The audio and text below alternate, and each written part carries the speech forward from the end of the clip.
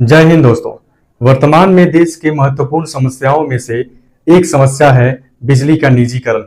आप जानते होंगे कि उत्तर प्रदेश के पूर्वांचल और दक्षिणांचल में विद्युत वितरण निगम, जिसे हम पूर्वांचल विद्युत वितरण निगम लिमिटेड और दक्षिणांचल विद्युत वितरण निगम लिमिटेड के नाम से भी जानते हैं, जिसका काम बिजली का वितरण, रख रखाव और उपभोक्ता के संबंध में है। पूर्वांचल विद्युत वितरण निगम लिमिटेड और दक्षिणांचल विद्युत वितरण निगम लिमिटेड का काम उत्तर प्रदेश के अलग अलग जिले में बिजली का वितरण करना है, जिसे अब निजीकरण के लिए तैयार किया जा रहा है। उत्तर प्रदेश सरकार इन दोनों विद्युत वितरण निगमों को निजी क्षेत्र में सौंपने की योजना बना रहा है। आप भी इस बात को जानते हैं कि पूर्वांचल विद्युत वितरण निगम और दक्षिणांचल विद्युत वितरण निगम को 5 निजी कंपनियों के हवाले किया जा रहा है। इस निजीकरण का दो तरफा प्रभाव पड़ेगा। एक तरफ इसमें काम करने वाले अस्थायी कर्मचारी और छोटे अधिकारी के अधिकार और वेतन में कटौती होनी है, उन्हें नौकरी से भी निकाला जा सकता है। वहीं दूसरी तरफ काम में कोई रुकावट ना हो, इसके लिए कम वेतन पर, संविदा और ठेके पर इंजीनियरों और कर्मचारियों की भर्ती कराई जाएगी। इससे न सिर्फ केवल बिजली विभाग में काम करने वाले कर्मचारियों का नुकसान है, बल्कि उन विद्यार्थियों का भी नुकसान है जो इस सरकारी बिजली विभाग में अलग अलग पदों पर जाने के लिए हर रोज मेहनत करते हैं। जिस ऐशो आराम और सुविधा के लिए वो हर रोज मेहनत करते हैं, उसी सरकारी कंपनी को निजीकरण के हाथों में सौंप दिया जाएगा। इस निजीकरण से सिर्फ और सिर्फ उन्हीं पूंजीपतियों का फायदा होगा जिनके हाथों में इन सरकारी कंपनियों की डोर होगी। इस निजीकरण के विरोध में वो सभी विद्युत कर्मचारी एकजुट होकर, संगठित होकर संघर्ष कर रहे थे, जिससे उन्हें जीत भी हासिल होती। लेकिन उनके इस संगठन की शक्ति से कहीं उन पूंजीपतियों का उद्देश्य असफल ना हो जाए, इसलिए इससे बचने के लिए, इसे तोड़ने के लिए सरकार द्वारा एस्मा कानून लागू करके इनके हड़ताल पर 6 महीने के लिए पाबंदी लगा दी गई। एस्मा एक्ट यानी कि आवश्यक सेवा रखरखाव अधिनियम। इस कानून का मकसद हड़ताल को रोकना भी है। इस कानून को साल 1968 में भारतीय संसद ने बनाया था, जिसका अधिकतम प्रयोग 6 महीने के लिए किया जा सकता है। इस कानून के तहत अगर कोई कर्मचारी हड़ताल पर है तो उसे गैर कानूनी माना जाएगा, उसे सजा भी हो सकती है। इस कानून का इस्तेमाल तब किया जाता है जब हड़ताल पर बैठे कर्मचारियों के द्वारा सरकार के कामकाज पर असर पड़ने लगे। इसका मतलब तो बिल्कुल साफ है कि आप हमारी रोटियां छीनकर कुछ पूंजीपतियों के हाथ में दे दें और हम उसके लिए संघर्ष भी ना करें। अब जरा सोचिए कि ये कर्मचारी जो अपनी रोजी रोटी के लिए संघर्ष कर रहे थे, इस कानून के पैरों के तले दबा दिया गया। ये अब कितने दिन तक टिके रहेंगे, ये तो आगे ही दिखेगा। आज जैसे भी करके विद्युत कर्मचारी संघर्ष कर रहे हैं। सवाल ये है कि किसान, मजदूर और आम जनता क्या कर रही है? क्या इस निजीकरण का प्रभाव सिर्फ और सिर्फ विद्युत कर्मचारियों पर पड़ना है?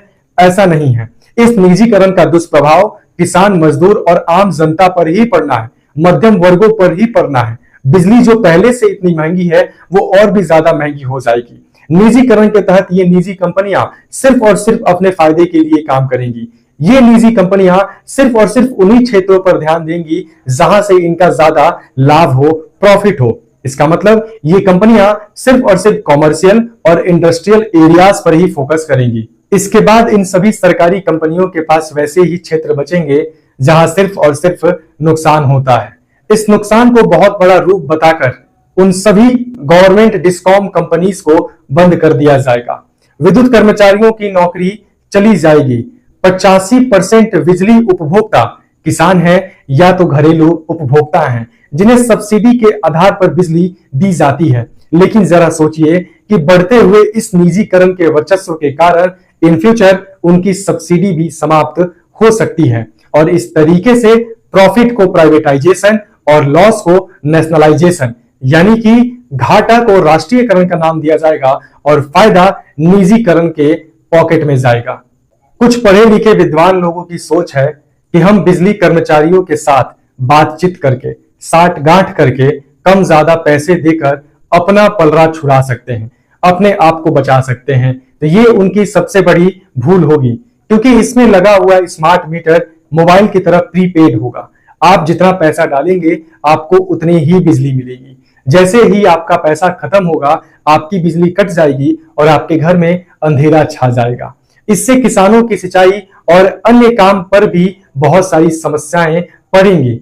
और इस बात को जानने के बाद हम समझ सकते हैं कि निजीकरण के तहत इस बिजली की दर में जो उछालपन आने वाला है, इस बिजली का दर जो बढ़ने वाला है, इससे ना सिर्फ केवल किसान बल्कि किसान के साथ साथ मजदूर और मध्यम वर्ग यानी कि हम सब पर बहुत बड़ा संकट का बादल फटने वाला है, जिसके बाद इन निजी क्षेत्र के मालिक, उद्योगपति, पूंजीपति और भी ज्यादा मालामाल हो जाएंगे और वहीं दूसरी तरफ किसान, मजदूर और मध्यम वर्गीय ये जनता और भी ज्यादा कंगाल हो जाएगी।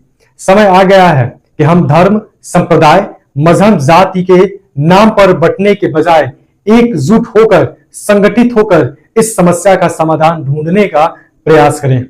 जरा सोचिए कितना अच्छा होता कि हम सभी धर्म, संप्रदाय, मजहब, जाति के आधार पर बंटने के बजाय एकजुट होकर इस निजीकरण की ईंट से ईंट बजा देते। लेकिन ऐसा मुमकिन नहीं है, क्योंकि हमारे बीच कई लोगों के मन में ये विचार है कि ये सरकारी कर्मचारी जो कि चोरी करते हैं, जिससे कि हमारा नुकसान होता है और इस नुकसान से बचने के लिए सिर्फ और सिर्फ निजीकरण ही एकमात्र इसका समाधान है। तो ये आपकी सबसे बड़ी भूल है, क्योंकि आप एक अच्छे समाधान को ढूंढने के चक्कर में अपने आप को चोर के हाथों से निकालकर डकैत के हाथों में सौंपने जा रहे हैं।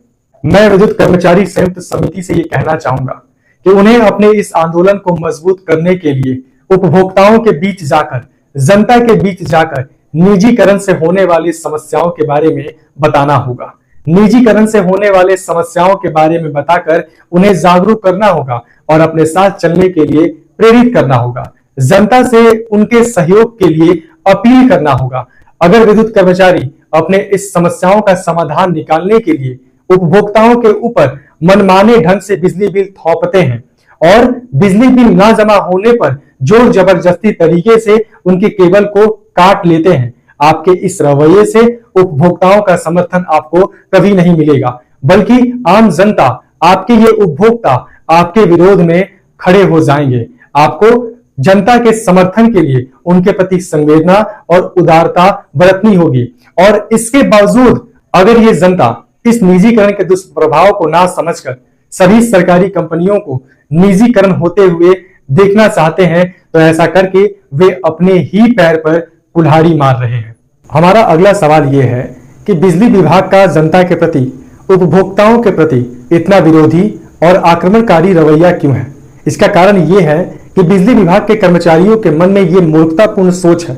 वो एक गलत सोच को लेकर चल रहे हैं कि वे जनता से, उपभोक्ताओं से मनमाने ढंग से वसूली करके बिजली के निजीकरण को रोक सकते हैं, क्योंकि सरकार का कहना यह है कि घाटा के चलते बिजली विभाग का निजीकरण किया जा रहा है। और मैं आपको बता दूं कि वास्तविकता कुछ और है। वास्तविकता यह है कि बिजली विभाग का निजीकरण एक नीतिगत मामला है जो कि होकर ही रहेगा। और यह मामला सिर्फ और सिर्फ, ये समस्या सिर्फ और सिर्फ विद्युत कर्मचारियों का ही नहीं बल्कि आम जनता का भी है। और हमें जाति, धर्म, मजहब, संप्रदाय के नाम पर बंटने के बजाय एकजुट होकर, संगठित होकर इस समस्याओं का समाधान ढूंढने का प्रयास करना चाहिए। कुछ अखबारों के तथ्य के अनुसार पूर्वांचल व दक्षिणांचल विद्युत निगम की कुल परिसंपत्ति 60 से 62 हजार करोड़ रुपए तक की है, जिसे सिर्फ और सिर्फ 6 से 7 हजार करोड़ की दर से निजी कंपनी को सौंपा जा रहा है। और जरा सोचिए, जनता के खून पसीने से सिंचित इन कंपनियों को लगभग 10 गुने कम दाम पर निजी कंपनियों को सौंप देना इस बात को स्पष्ट दर्शाता है कि सरकार की पूंजीपतियों के प्रति कितना समर्थन है और जनता के प्रति कितनी उदारता है। इस बात का उदाहरण हम इस तथ्य से लगाते हैं कि अरबों खरबों की जमीनें 1 रुपए प्रति फुट की दर से 99 साल की लीज पर क्यों दिए जाते? गुजरात इस बात का जीता जागता उदाहरण है। मुंबई हो, आगरा हो या फिर नोएडा, जहां कहीं भी निजीकरण हुई है, प्रति यूनिट बिजली की दर काफी बढ़ चुकी है। आपको मैं बता दूं, सब्सिडी के कम होने के कारण, सब्सिडी के खत्म होने की वजह से भी बिजली प्रति यूनिट दर बहुत बढ़ती चली जाती है। सरकार इन पूंजीपतियों को दोहरी लूट करने का समर्थन देती है। जहां एक तरफ ये पूंजीपति, निजीकरण कंपनी के मालिक बिजली प्रति यूनिट की दर को बढ़ाकर जनता से पैसे लूट के अपने खजानों में भरती है, वहीं दूसरी तरफ अलग अलग प्रकार के तकनीकी वस्तुओं को लाकर कर्मचारियों को अपनी कंपनी से बाहर निकालकर उन कर्मचारियों के तनख्वाह को बचाकर भी अपने पूंजी में जोड़ती है। अब यहाँ ये सवाल बनता है कि इतने कर्मचारियों के निकलने के बाद जो पैसे निजी कंपनियों को बचते हैं, जो पैसे इन पूंजीपतियों के तिजोरी में जाते हैं, इससे लागत कम होता है, तो इसका फायदा जनता को मिलना चाहिए। इससे प्रति यूनिट बिजली की दर कम होनी चाहिए, लेकिन ऐसा होता नहीं है। क्यों? इसका कारण यह है कि ये पूंजीपति सिर्फ और सिर्फ व्यक्तिगत लाभ देखते हैं, ना कि जनता का फायदा। आज जो निजीकरण का शोर है, हम आपको बता दें कि ये निजीकरण एकाएक नहीं हो रहा है। 90-91 से जारी नई आर्थिक नीति व डंकर प्रस्ताव के बाद से ही धीरे धीरे अर्थव्यवस्था के हर एक क्षेत्र में निजीकरण हो रहा है। अन्य क्षेत्रों को छोड़कर यदि हम केवल बिजली विभाग का उदाहरण लें तो पहले सरकार के अधीन राज्य विद्युत परिषद द्वारा बिजली का वितरण होता था। बाद में इसका पुनर्गठन करके उत्तर प्रदेश पावर कॉरपोरेशन बनाया गया। यदि हम ओबरा डी व अनपरा ई परियोजना की बात करें तो ओबरा व अनपरा उत्पादन निगम की कॉलोनी को तोड़कर उसके हिस्से निजी क्षेत्र की एनटीपीसी को दिया जा चुका है। अब की निजीकरण के बाद पूरा ओबरा व अनपरा एनटीपीसी को दे दिया जाएगा।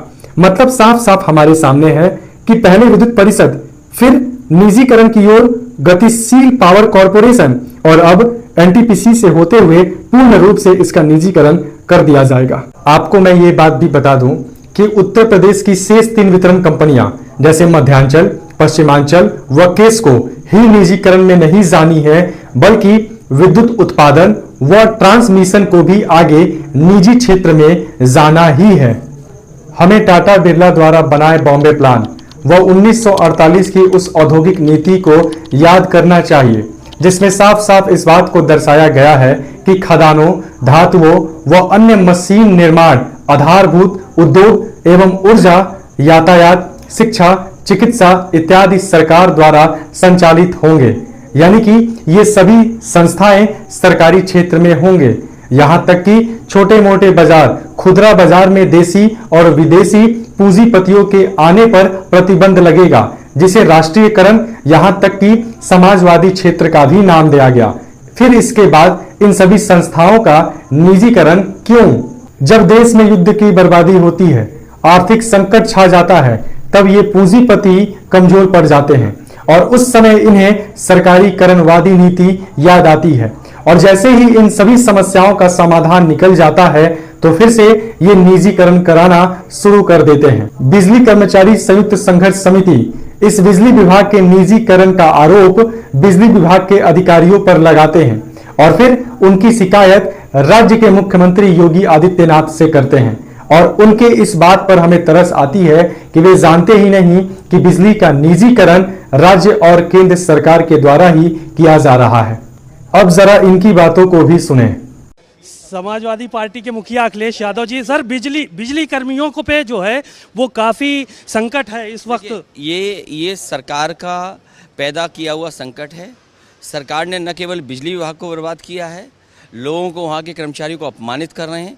अगर उनकी कोई मांग थी, सरकार आखिर बातचीत क्यों नहीं की? बजट में हम लोगों ने यही तो कहा कि पीडब्ल्यूडी का आपने 30% पैसा खर्च किया, स्वास्थ्य विभाग में आपने 30% पैसा खर्च किया, बिजली विभाग जो मुनाफे की तरफ जा रहा था, समाजवादी सरकार में घाटे कम हो गए थे कॉर्पोरेशंस के। और आप चेक करिए। क्यों झूठ बोलते हैं नेताजी? आपने अक्टूबर 2016 से यूपी को 24 घंटे की बिजली देने का वादा किया था। ये वादा तो पूरा नहीं हुआ, लेकिन प्राइवेट बिजली घरों से महंगी बिजली खरीदने के नाम पर करीब 1500 करोड़ का नुकसान पावर कॉरपोरेशन को उठाना पड़ गया। दैनिक भास्कर का यह रिपोर्ट निजी कंपनी से महंगी बिजली खरीदने के लिए प्रदेश के सरकारी बिजली घरों से इलेक्ट्रिसिटी प्रोडक्शन भी कम करवाया गया था। हालांकि बीजेपी की नई सरकार बनने के बाद भी यह प्रोसेस अभी भी चल रही है। बहुत सारे साथी अपने जमीर की आवाज को नहीं सुन पाए, इसलिए बिल पास हो गया। लेकिन हम इस लड़ाई को दूसरा छोड़ेंगे। हम लोग सड़कों पर इसको लड़ेंगे। जैसे हमने किसान आंदोलन लड़ा था, उसी तरह से हम लोग सड़कों पर लड़ेंगे और जब तक लड़ते रहेंगे, जब तक जो है किसान आंदोलन, ये बिल भी सरकार वापस नहीं देती। लड़ाई क्यों, जब सरकार लगातार यही कह रही है कि हम इसमें मुसलमानों का कहीं भी अहित नहीं है, विपक्ष नैरेटिव सेट करना चाहता है कि हम जब नोटबंदी की गई थी तब भी यही कहा गया था इससे लोगों का भला होगा। जब किसान बिल आए थे कानून में तब भी यही कहा गया था, हमेशा यही कहा जाता है, लेकिन उसका परिणाम बाद में पता लगता है। मैं आज आपको कह रहा हूँ 4-6 महीनों में हमें पता लग जाएगा कि सरकार का एजेंडा क्या है। इसलिए क्योंकि ये बिल कॉन्स्टिट्यूशन के अगेंस्ट में है, संविधान विरोधी, इसलिए हम लोग और मुसलमानों के खिलाफ है, इसलिए फिर भी हम अपनी बात को सड़क पर जाकर रखेंगे। आज हमने पार्लियामेंट में रखी है, अब हम सड़क पर जाकर अपनी बात जनता के बीच में रखेंगे। इनसे मिलिए, ये है नगीना क्षेत्र के सांसद चंद्रशेखर आजाद, जो अपने आप को गरीब दलित पिछड़ों का मसीहा कहते हैं। इन्हें उस वक्फ बिल की चिंता है जिसका इस देश की तरक्की में, इस देश के दलित पिछड़ों और मजदूरों की वृद्धि में महत्वपूर्ण योगदान नहीं है, जिसके लिए ये आंदोलन करना चाहते हैं।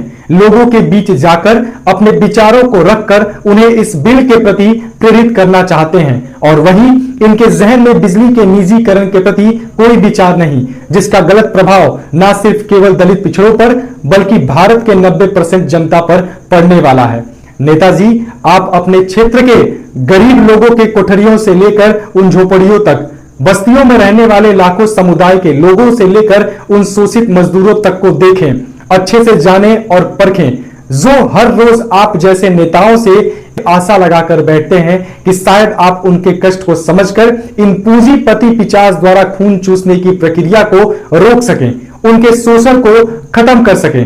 ये गरीब दलित जनता, मजदूर, पिछड़े आप जैसे नेताओं को अपना बहुमूल्य मत इसलिए देते हैं कि आप उनकी समस्याओं का समाधान निकालें, ना कि धर्म, संप्रदाय, जाति, मजहब के नाम पर बांटकर अपना घटिया राजनीति करें।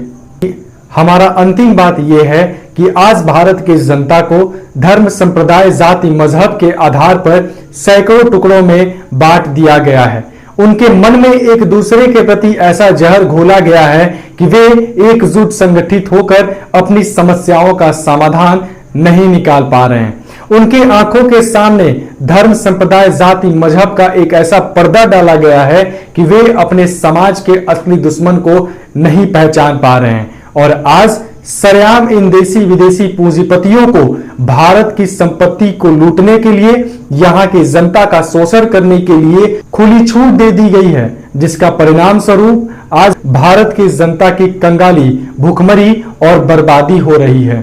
उद्योग, कृषि, सेवा, व्यापार, देश के हर एक क्षेत्र में इन देशी विदेशी पूंजीपतियों का मालिकाना अधिकार हो चुका है। ऐसे में देश की जनता को यहाँ के अधिकारियों, नेताओं और सरकारों से कोई उम्मीद नहीं करनी चाहिए। उन्हें आपसी मतभेद को भुलाकर इस संघर्ष में कूद पड़ना चाहिए, क्योंकि इस संघर्ष के सिवा हमारे पास कोई रास्ता नहीं है। आज देश के किसानों को, देश के मजदूरों को, देश के पिछड़ों को, देश के बिजली विभाग के कर्मचारियों को न सिर्फ इस बिजली विभाग के लिए बल्कि खुद के ऊपर निजीकरण को रोकने के लिए इस संघर्ष में आना ही पड़ेगा। आज हमें इस निजीकरण को रोकना ही होगा। आपसी मतभेद को भुलाकर धर्म, संप्रदाय, जाति, मजहब के नाम पर बंटने के बजाय एकजुट संगठित होकर हमें इस निजीकरण को रोकने के लिए इस संघर्ष में कूदना ही पड़ेगा। अगर आज हम इस निजीकरण को रोकने के लिए आगे नहीं आते हैं तो याद रखिएगा, इन देशी विदेशी पूंजीपतियों के राज सत्ता हमें दासों से भी बदतर स्थिति में पहुंचा देगी। क्रांति की यह मिसाल हमेशा इस समाज में जलती रहे। इसी सोच के साथ जय हिंद, इनकलाब जिंदाबाद।